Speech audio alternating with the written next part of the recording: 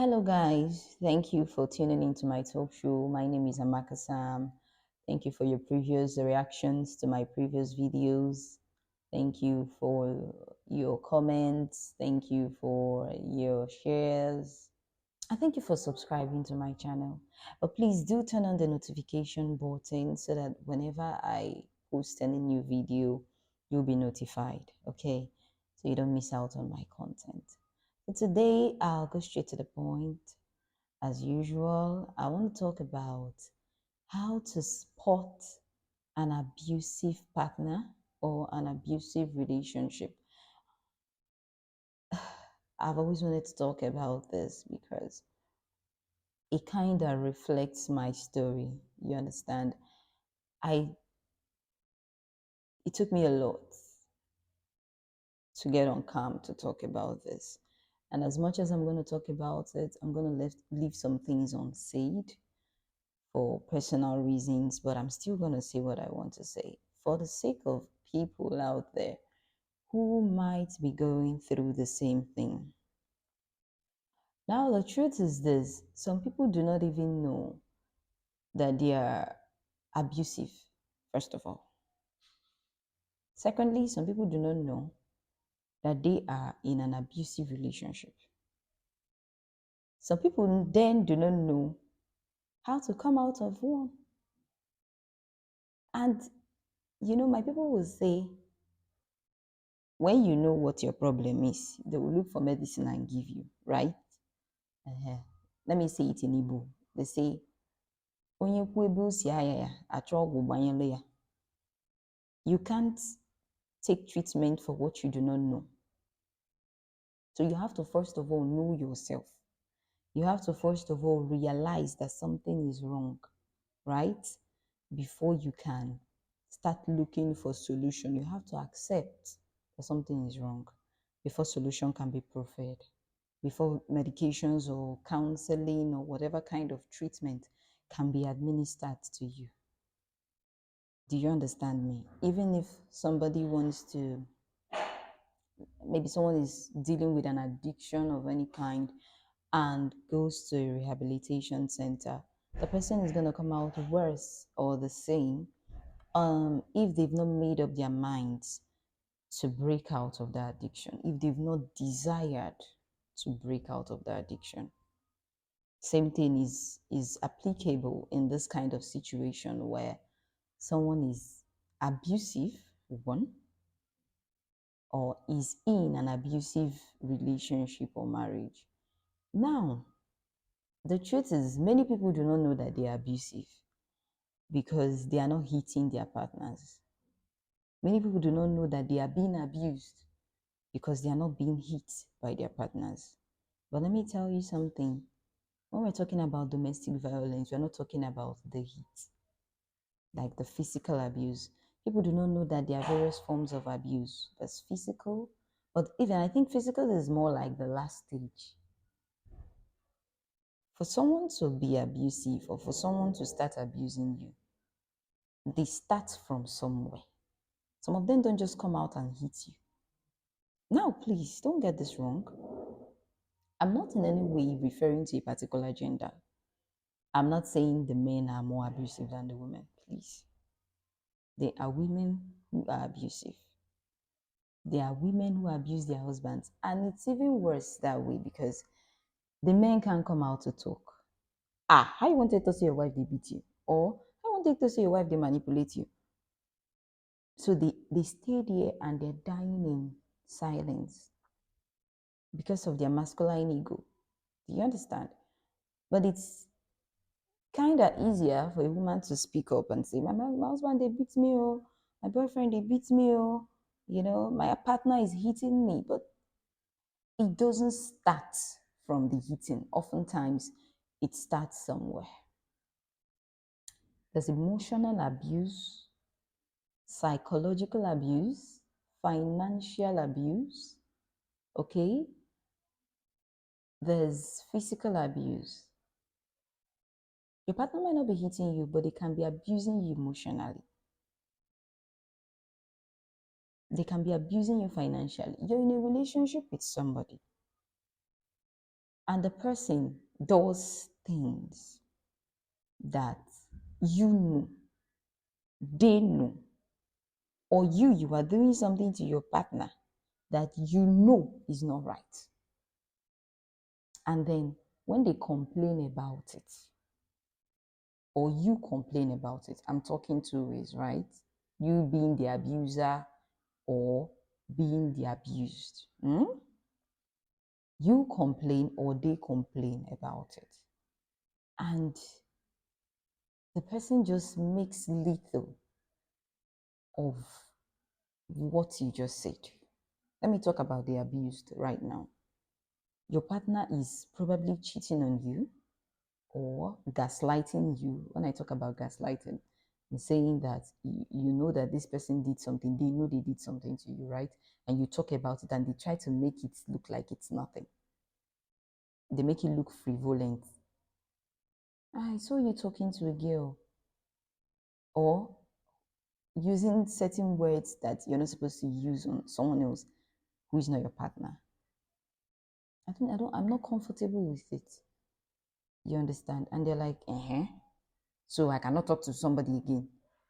So I cannot give a man my number because I'm dating you. What do you mean? Are you my husband? Some people living in marriages, they try to defend the wrong and make it look like you're the mad person. Now, they tend to make it look like you're insecure when they are the ones making you feel insecure. They tend to make it look like you're overreacting. This thing is not supposed to, it's not hard now. What is this? Why are you acting up? They are gaslighting you. They are emotionally abusing you. And they now twist it to make it look like you don't know what you're saying, like you're crazy. How will you be telling me that I cannot have this kind of conversation with this kind of person? I cannot hold this person like this. I cannot be in this certain position with this person. Why? You're insecure. You don't trust me. Why? You don't trust me. If you did, you wouldn't be feeling this way. They are gaslighting. They are abusing. They are manipulating you. They are making it look like you need help, but they are the ones that need help. They don't want to be accountable. They don't keep their word. They don't want to, I don't know. Personally, I don't belong to this school of thought of privacy in marriage. I don't. I don't know about you, but I do not think a couple should have anything called privacy. I mean, if you understand the context of marriage very well, you will understand that a man shall leave his father and mother, right? And cleave to his wife. And they shall become what? One. One, not two, not one and a half, one. So when something is one like this, just one, you're not looking for privacy inside one. How? And they shall become one. My money is his money. His money is my money. It's now our money. My body, his body. His body, my body. Our bodies. My phone is his phone. His phone is my phone. For those of you that will say, don't go through your husband's phone. I'm not saying you should go through your spouse's phone, but it shouldn't be an instruction from your partner. Don't go through my phone. Like you're having restrictions from your partner. I don't think I don't think it makes any sense. I mean, this is somebody you sleep with. You suck all the suckables, touch all the touchables, put your mouth where, and you're looking for privacy. I don't understand. I don't get it.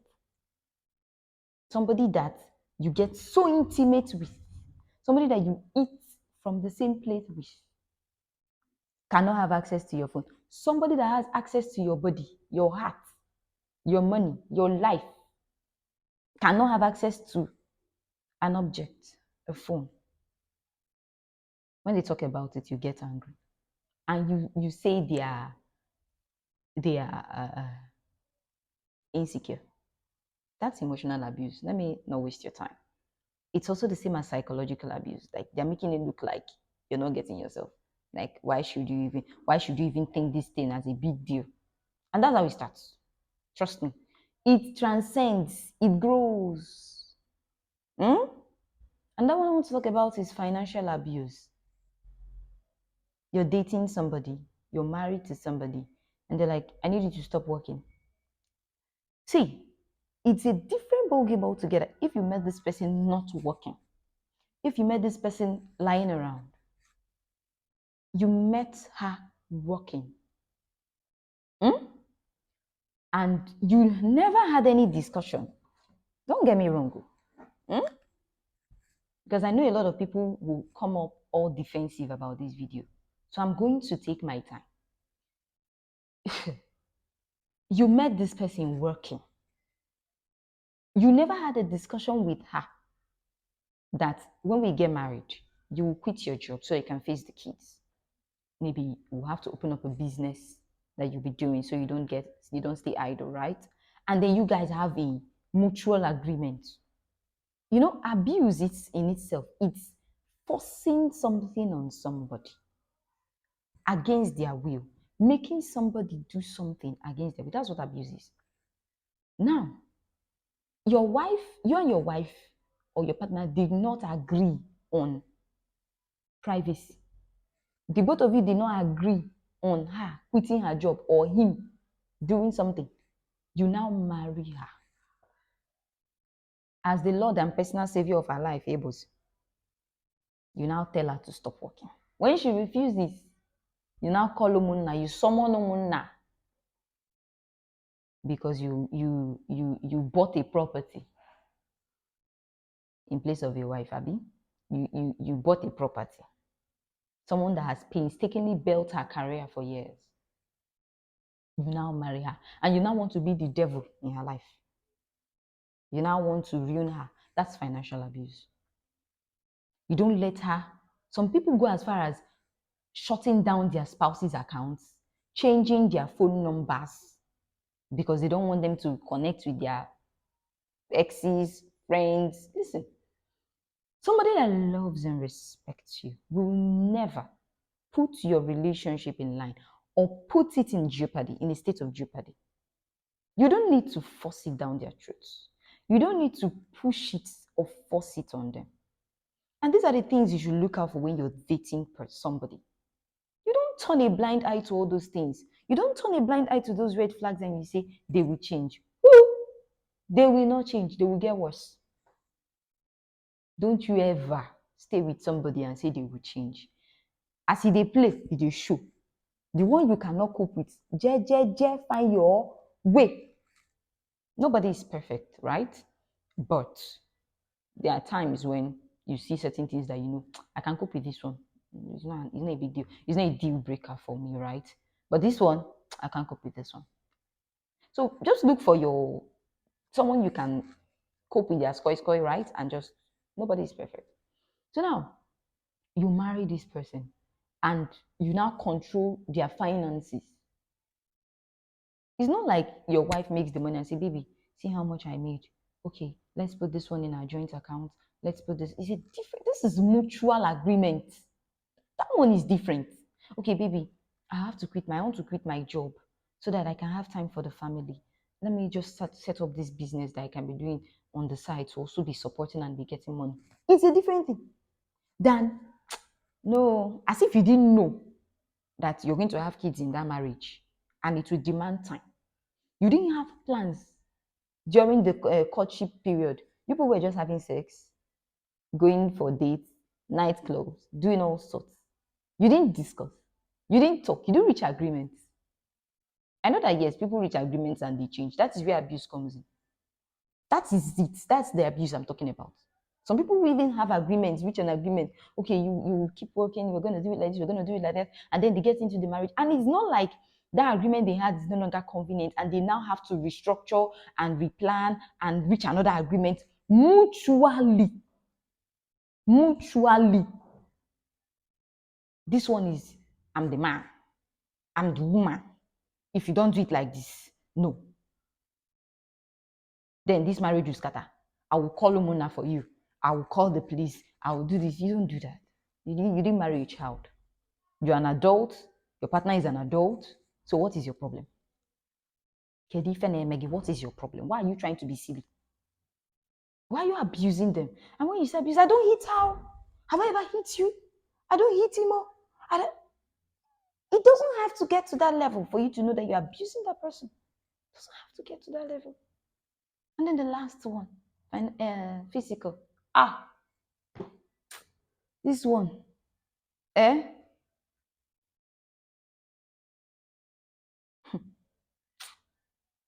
If you're in a physical abusive relationship or physically abusive relationship, listen, it doesn't always start with plenty of beating. It usually starts with, please get out of this place. If I slap you, it can be the woman telling the man, there's verbal abuse too. Idiot. You and your partner cannot have an argument without verbal abuses. Look at you, stupid man, useless man. I mean, you can have your arguments. It happens. But must you abuse the person? Stupid woman, useless woman. You're calling her names. You're forgetting that those names you're calling. And sometimes the kids are listening.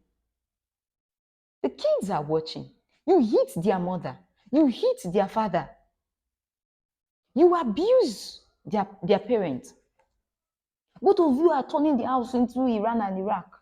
Even if the kids are not there, even if it's a new marriage, no kids yet. You have neighbors. Neighbors are watching. You're just disgracing your generation. In the name of what? So please, if you are in an abusive relationship or marriage, don't come and say, I'm still there because of the kids. They will beat you, they will kill you, and bring another person to take care of those children. Then you will now see, you will be in your grave and watch the children suffer, and you can't do shit about it. That's the worst. You will be crying in your grave. You don't know the slap that will take you. You don't know the day they will hit your head on the wall, right? And you won't get up again. The best time to make that decision to leave is now, as you're watching this video. See, listen, we have been through it. People have been through it. They've come out of it. They did not die. We don't have two heads. We that came out, we don't have two heads. You can come out of it. And if you're an abusive person, whether as a man or a woman, stop it. Stop abusing your partner, whether verbally, financially, whatever. Stop it.